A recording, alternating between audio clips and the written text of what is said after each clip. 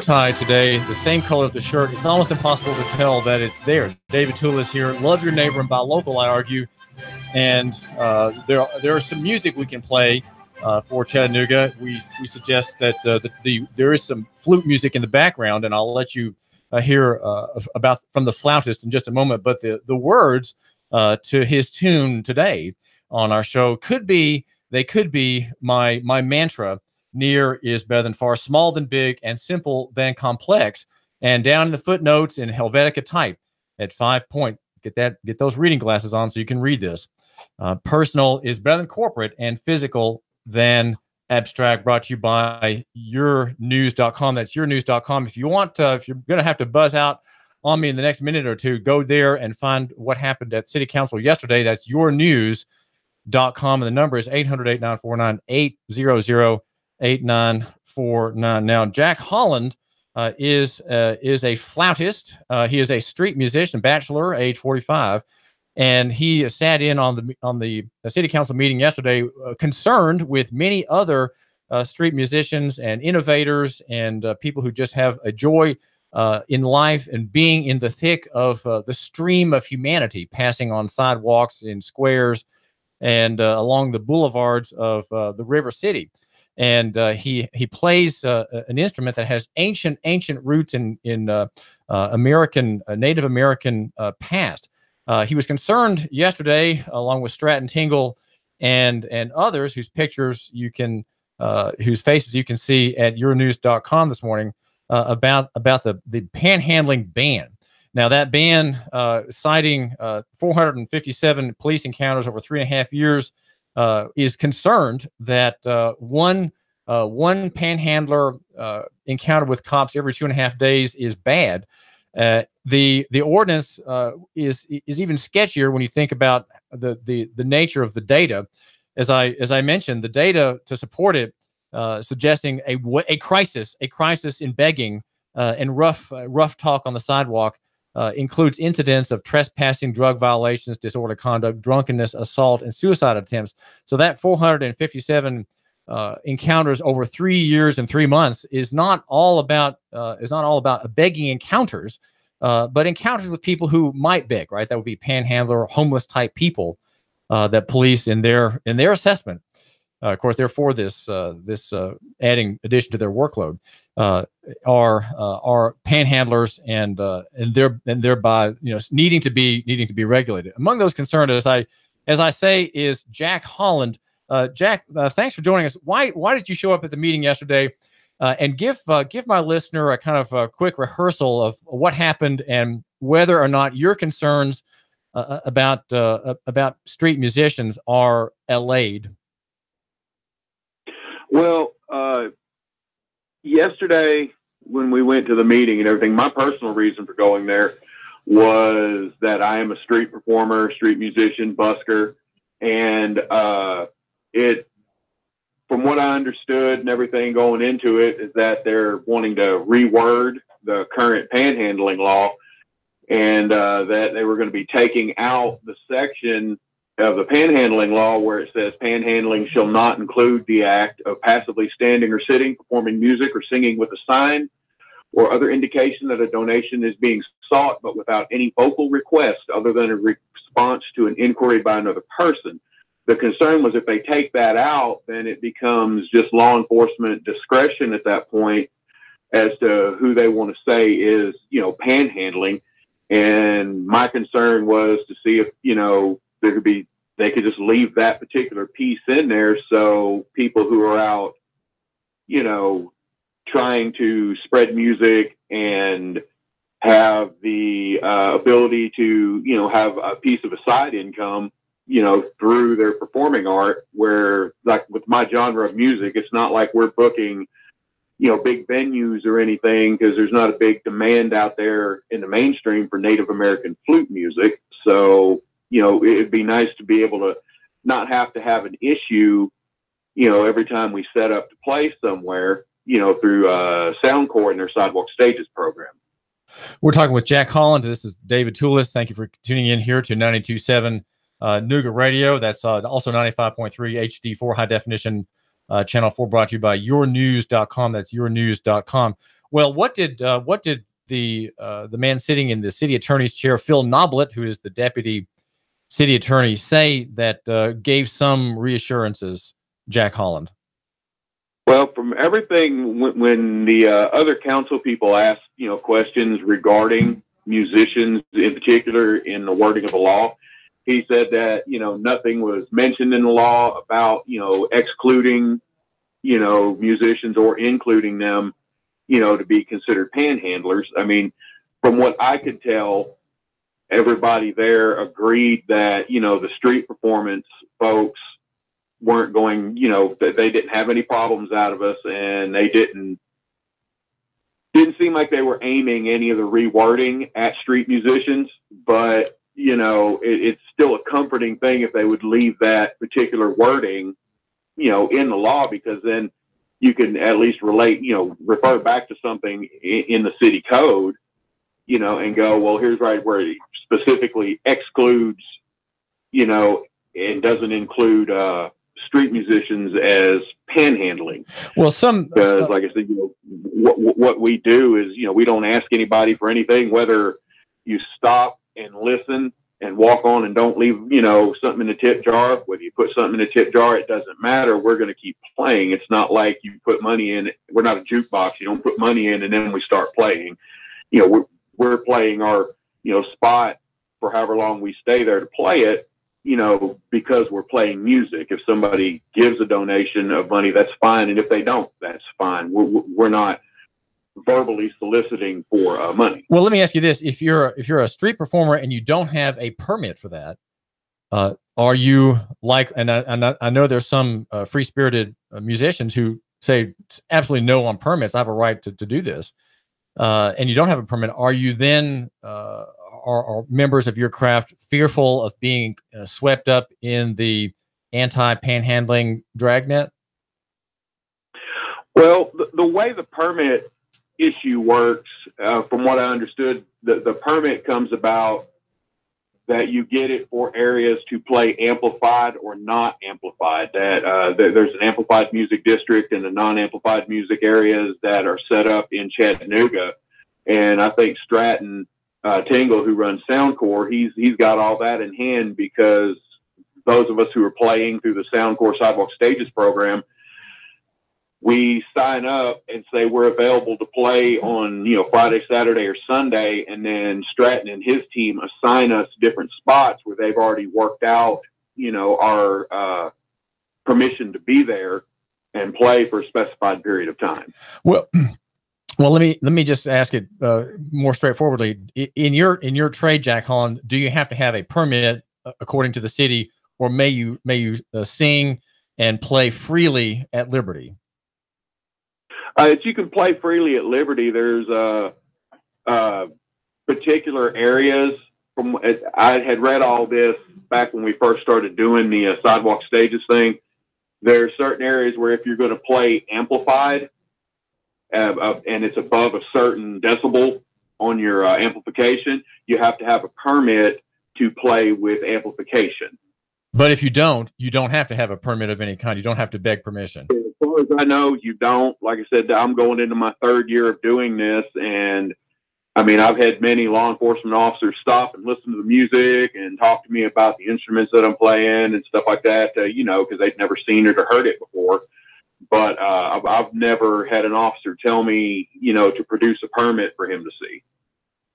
So that's good. So after having gone through the very brief meeting, city council meetings seem to take less than an hour every Tuesday. You're satisfied with Phil Noblet's words that you're not in view of the ordinance. You're not going to face troubles. You're not going to face a new harassment regime by the Chattanooga Police Department. That will not happen.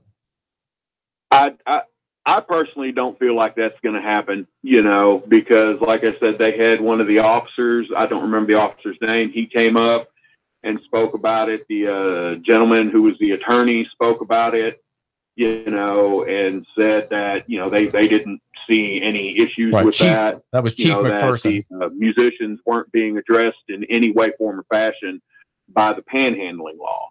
So, for me, it's just, I'm going to keep doing what I do. And if I run into an issue, because of the new wording, then I'll just go from there and, see what my options are. Well, real quickly, Jack Holland, say a word about the Indian flute you play.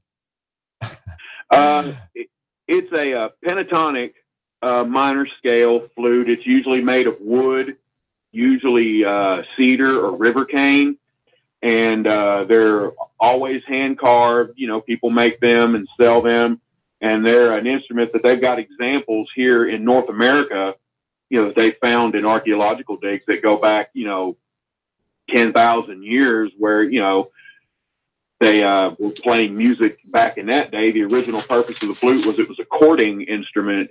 Young men used it to attract a woman's attention. And, she would know him by the music he played and things like that.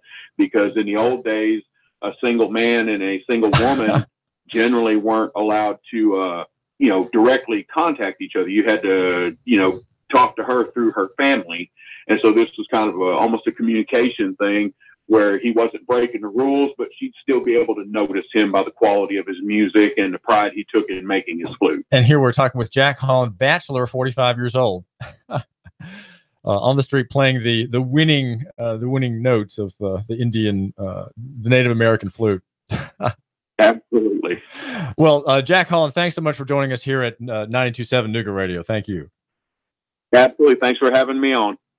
This is David Toulis. We've been chatting with Jack Holland, who's a street musician, and the buskers are relieved this morning to hear from Stratton Tingle, and here now we're hearing from Jack Holland that the ordinance against panhandling will not be offending their trade. They are free spirits. Some, if they have amplification, we're hearing from Jack Holland, are told to obtain a permit to play. Otherwise, they're just out on the street offering, a free service without any contractual obligation upon the listener to give or to enter into a covenant or agreement to pay for said service.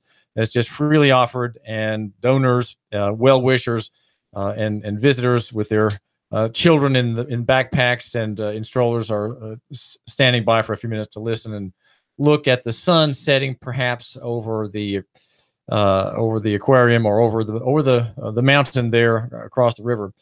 David Toulis here. We are suggesting that you should love your neighbor and buy local, near, being better than far, small than big, and simple than complex.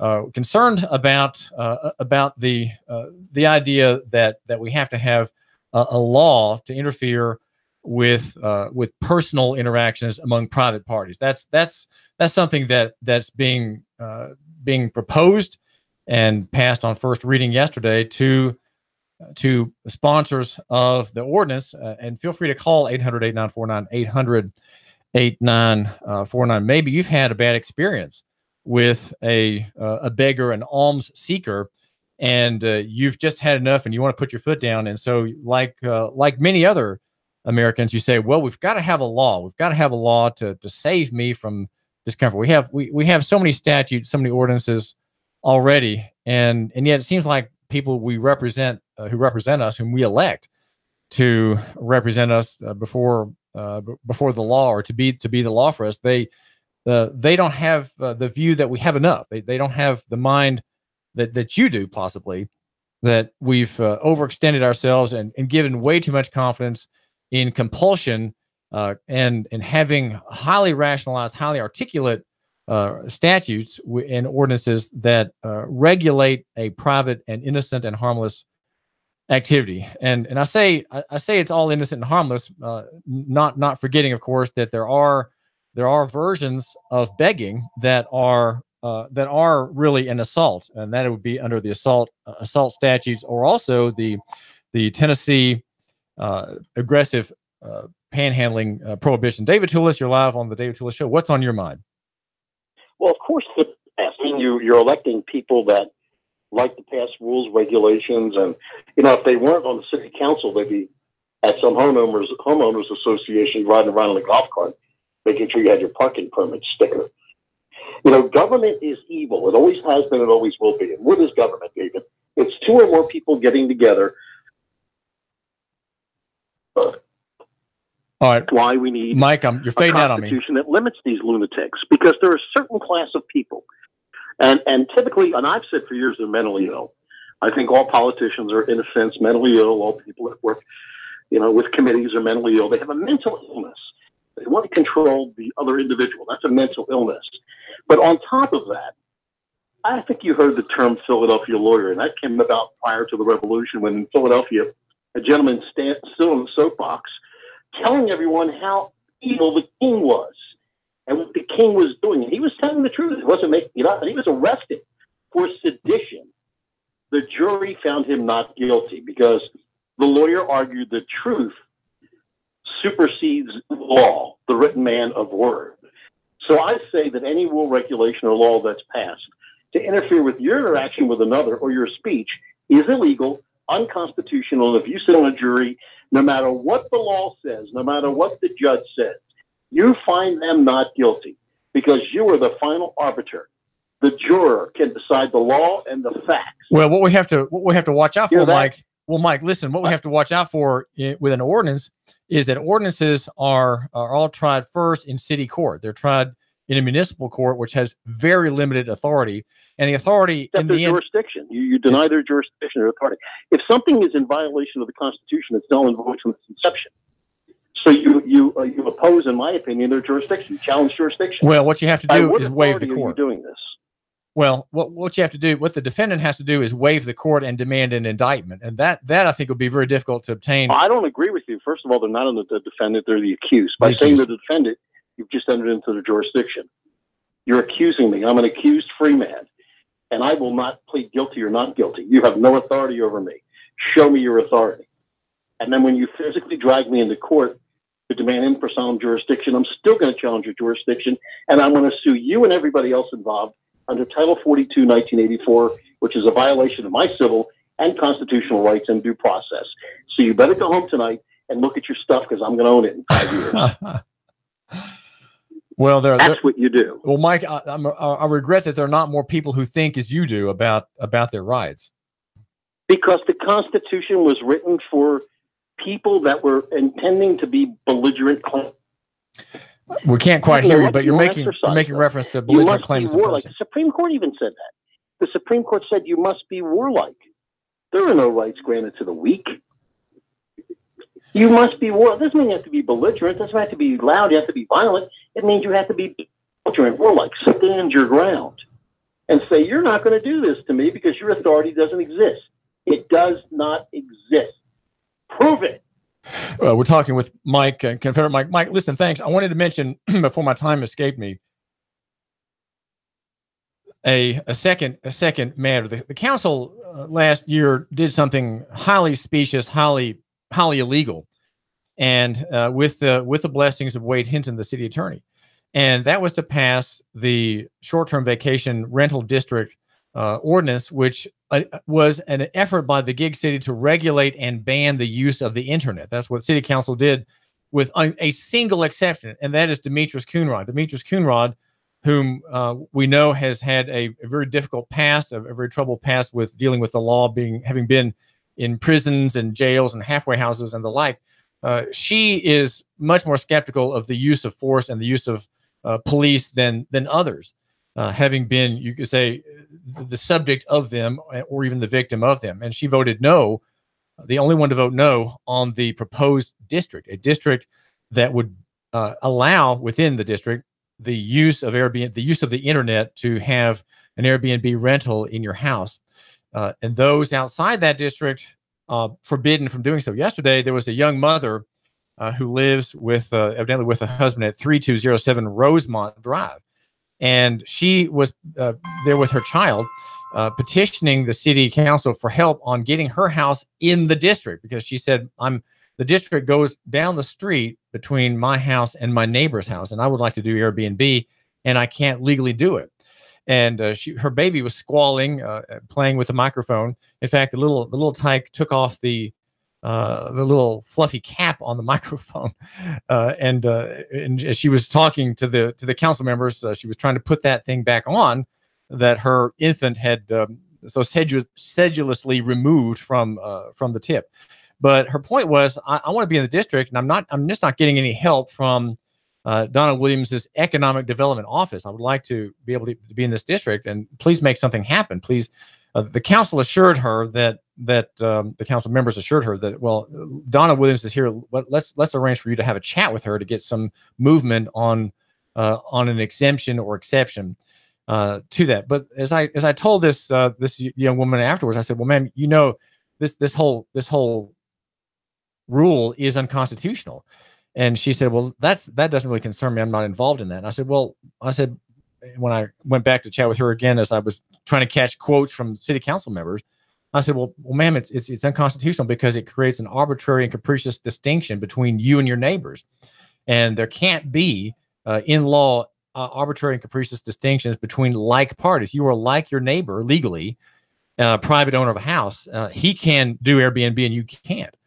It's simply illegal. It's a violation of your due process rights. You have a due process right to be treated equally to everybody in like station to you.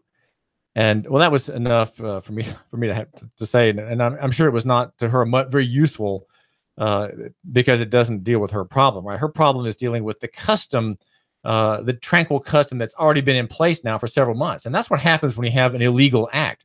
Right? People get used to it. People get used to the illegal structure being there and maneuvering around it as if it were lawful. And Wade Hinton should know better. Wade Hinton should know better. And should have defended the interests of the people as his judicial ethics rules written by the Supreme Court and the Judicial Ethics Commission require. Right? He is supposed to say, well, look, the people have an interest in this, and we can't pass any ordinance that makes arbitrary distinctions. We can't effectively maintain support for the zoning claims that we've made upon the people of our city for decades. Right? Zoning is a decades-old false claim against private property use. We've maintained it without challenge for these decades.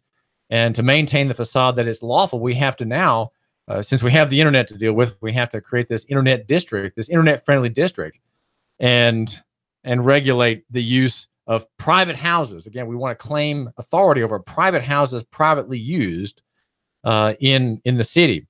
And then we're going to ban other people not in our hallowed and sacrosanct venue and ban them from having the use of the internet to have private arrangements with out-of-town visitors from Saudi Arabia or Belgium. They can't come and stay in an Airbnb house outside this hallowed district that the council created.